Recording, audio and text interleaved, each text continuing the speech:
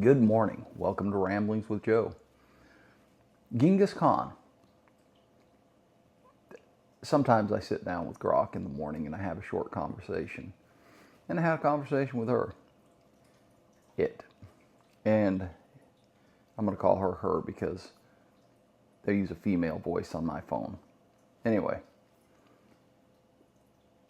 She pronounces Genghis Khan, which I've heard. I guess I say it wrong. I should try and not say it wrong.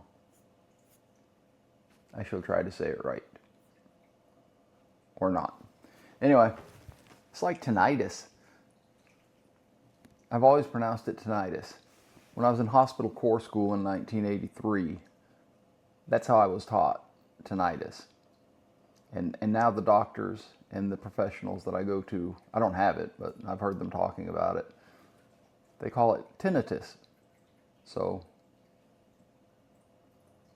we're literally watching language evolve, or there's a bunch of us who just don't know how to talk, which is sad considering, my hobby. Anyway, I'm not sure what to talk about today. I had a long conversation a short conversation with Grok this morning about the religions of the world. And the number one religion in the world is Christianity. The number two is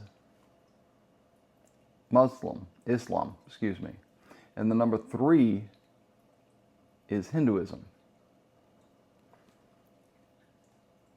And I was thinking about Genghis Khan, and I heard a report that his DNA can be found in a huge number of people in the world. That there are a lot of human beings who are descendants of Genghis Khan. I can't remember the exact number. It's been a minute since I heard that podcast, but it's phenomenal to me that we don't know what religion he practiced. I mean, we know as common knowledge, but if you think about it, Genghis Khan, however you want to say it, what religion was he? Without looking it up. And you may have his DNA, and yet I didn't know. I don't know if I have his DNA or not, but I didn't know what religion he followed. For as much as he conquered, you'd think we'd know. I think it's called Tenghism. Again, not great at pronouncing words. And in that particular religion, they worship the sky god. And they have, ancestral worship. But this is not a common religion today. The common ones, I think, religions, the Christianity has 2.5, Islam just shy of 2 billion, and Hinduism, I think, was down around 1 billion. Anyway, it's just a couple. I think she said there was a. She didn't tell me exactly. She threw out a bunch of numbers from different areas that had the religion, and it was up around I think 100 million. At any rate, very small proportionally to the rest of the religions in the world, and that got me thinking about cults. And what is considered a cult? Is Catholicism a cult? A lot of people would say yes. How about some of the Protestant sects? A lot of people would say yes. LDS, Jehovah's Witness.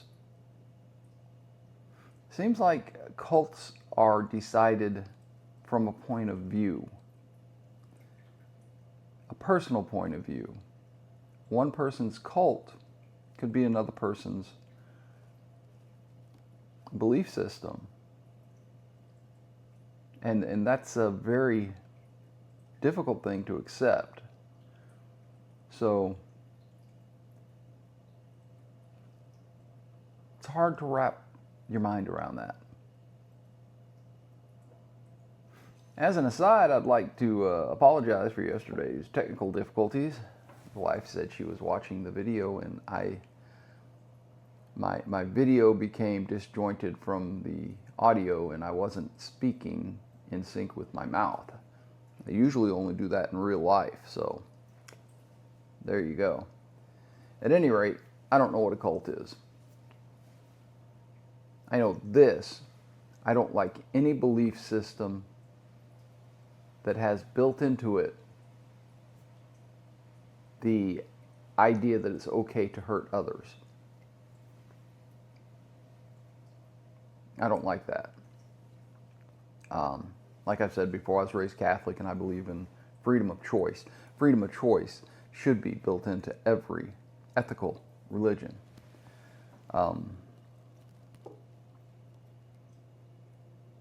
The ability to choose evil over good is something that God gave humanity as a gift. Without that ability, we don't have free will. Now, if you don't believe we have free will, well, then you can't really blame anybody for anything. But that ability, that choice, that's a gift. Without it, we're just another animal.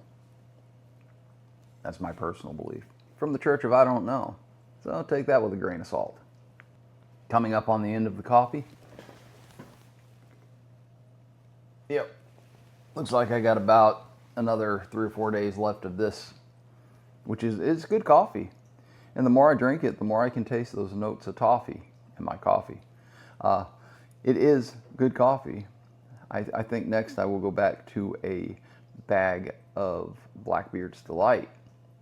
Because, like I said earlier, that's like going home. That's going to be a palate cleanser over the next couple weeks. But then, Rwanda, the good stuff. If you eat cheesecake every day, it's not a treat anymore. It's an expectation. So I'm trying not to have too much Rwanda because it's very good. And in line with religion, maybe that's why religious, theologies only require once a week. Maybe going to church or services, synagogue, whatever you want to call it, is when it's the exception, it's a treat. I wonder how preachers and priests, and I know that I interacted with quite a few Catholic priests when I was growing up, and I know that when they went into the church, they were very, very spiritually minded. In the Catholic religion, they believe that the Eucharist is the body of Christ, and it is present in the church. Therefore, the Catholic people and the Catholic priests were taught to be very humble when they were in their church. The first time I went to a Protestant church, I was a little bit taken aback. As I went into the church, people were talking in normal tones, not hushed tones or anything. They were just talking. And I remember my buddy John, his dad was the preacher at the church. He was talking to people, and I was a little bit shy anyway. And I was trained to be very quiet in church. And he walked up to me and he said, "Joe, what's wrong with you?" "Nothing wrong with me, man." "Why are you whispering?" Different atmosphere completely. Doesn't mean they were less spiritual or less faithful. It just means a different atmosphere. And that kind of took me aback, my first experience with a Protestant church. Since then, I've been into many Protestant churches. That particular one was Methodist. There were, I couldn't begin to tell you how many other churches I've been into. But it was an enlightening experience. One of the things that happened in the Catholic Church when they took the Eucharist out of the church, to relocate it or to do renovations or something, the priest at the time, I think that at the time the priest's name was Father Randall, very, very traditional priest, very old school. He walked into the church and started giving a talk to us students. And we were flabbergasted. There's a good word for you, flabbergasted. We were standing there. I think there were like 7 of us in catechism.